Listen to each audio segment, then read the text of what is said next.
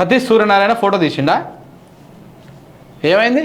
చీకట్లో ప్రాక్టీసు, పిల్లలు జాగ్రత్త. ఎందరో విద్యార్థులకు అమ్మ ఒడి లాంటి విక్టోరియా మెమోరియల్ హోమ్ గ్రౌండ్లో పరిస్థితి ఇది. చీకట్లోనే విద్యార్థులు స్పోర్ట్స్ ప్రాక్టీస్ చేస్తున్నారు. హోమ్కి చెందినటువంటి విద్యార్థులు తెల్లారక ముందే నిద్రలేచి ఆటల్లో నైపుణ్యం సంపాదించేందుకు అలుపెరగక శ్రమిస్తున్నారు. అయితే గ్రౌండ్ మొత్తంలో లైటింగ్ ఏర్పాట్లు సరిగ్గా లేకపోవడంతో చాలా మంది చీకట్లోనే ప్రాక్టీస్ చేయాల్సిన దుస్థితి ఏర్పడింది.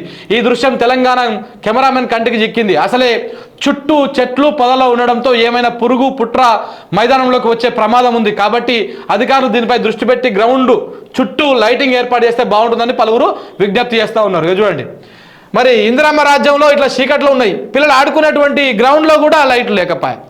ఇదేం దుర్మార్గం? ఈ ఏడాది మన కొత్తపేటలో ఉంటుంది విక్టోరియా మెమోరియల్ స్కూల్. సో దాంట్లో పెద్ద గ్రౌండ్ ఉంటుంది, ఆ పిల్లలు ఒక్కటే లైట్ ఉన్నది, ఇదంతా చీకటి. ఇక్కడ ప్రాక్టీస్ చేస్తున్నారు. చీకట్లో పురుగు వచ్చే, బుష్ వచ్చే, పాము వచ్చే, తేలొచ్చే, ఏదైనా వచ్చి కరిచింది అనుకో ఇబ్బంది అన్నమాట. మా తెలంగాణ కెమెరామెన్ కంటికి పడ్డదంట, అది రాసిర్రు. ఇప్పటికైనా ప్రభుత్వ అధికారులు చర్యలు తీసుకోవాలి దీని మీద.